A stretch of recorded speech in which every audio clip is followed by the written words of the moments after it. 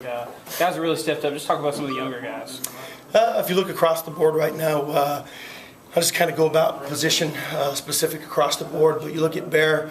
Bear's another guy that's stepped up his game a little bit. Still needs to continue to play faster. He plays physical.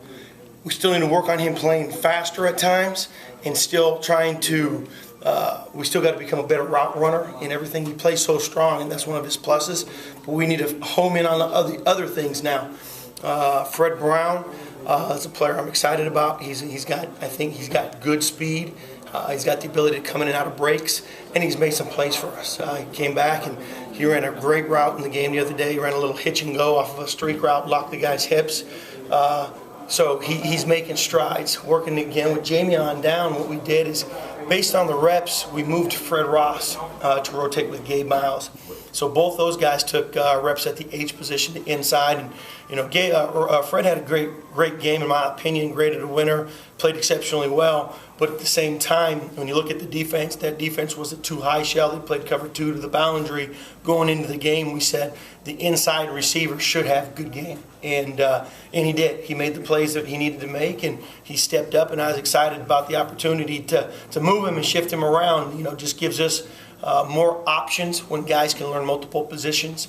And then Gabe Miles has been steady for us. He's been steady at the position the last couple of weeks. And then you take a look at the other position, Rojo. Rojo's having a good season for us right now. Doesn't have a lot of catches, but at the same time, he's been solid. He's been steady. He does his job. Hasn't had a lot of plays come his way as of yet, but that will happen. He knows when it does. He's got to have competitive excellence, which means he's got to be ready to make the play at any time. And then again, like I said, we moved Joe. Joe's been a guy that's been in during games, rotated at the X position, at the Z position without Jamie, and we moved him over to full-time Z position, and he's given us some added depth. So I feel great right now. Obviously I'd love to have J. Lou back, but without it, I feel like I'm too deep across the board. Are you surprised with where Fred Ross is after his injury last year? No, coming in, Fred was. I had a chance to watch Fred out of high school, and he was a great athlete, great competitor. Coming in here, obviously, he got dinged in 2 days last year. If you guys remember that, he had a little hip surgery type deal when he first got here. End of the season, he broke his collarbone, so he kind of battled some injuries and was trying to adapt to learning the offense. But had a solid spring, came back, had a solid spring, and he's an exceptional route runner, real smart, attention to detail type player. So I'm excited that he had a big game. These last couple of games, both of your Freds have stepped up well, but part of that's because defenses now are so focused on Wilson or are so focused on Malcolm Johnson. You've had guys move into it, and they've made plays. The trust factor is there. Well, that's the biggest thing. When you got guys that can play and you feel that you're too deep, and it's credit to those guys. They've done a great job and continued to work. Our tight ends between Malcolm and Brandon and Gus, you feel great about that position as well. So, the bottom line is, Coach talks about a 1A and a 1B, and we've kind of established that. They established it on defense. We kind of took that and ran with it on offense. And when you've got guys that you feel comfortable, and last year you didn't feel that. You had freshmen that were still learning to play.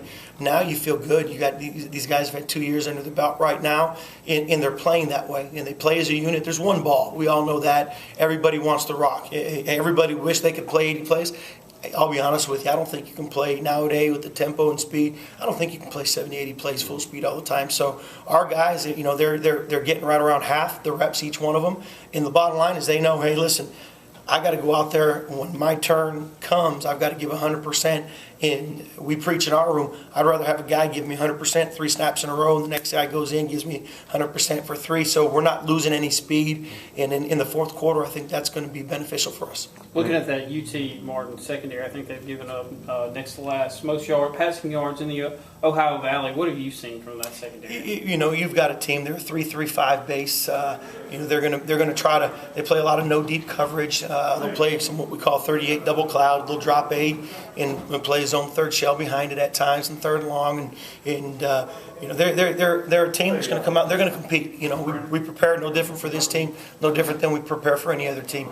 And I think as a coaching staff, you prepare your players and you get them ready to play every game, every snap's got to be no different than any other game. You got to prepare them and continue to get better. So, obviously we know what they do. We've watched them on film. We showed the players what they do.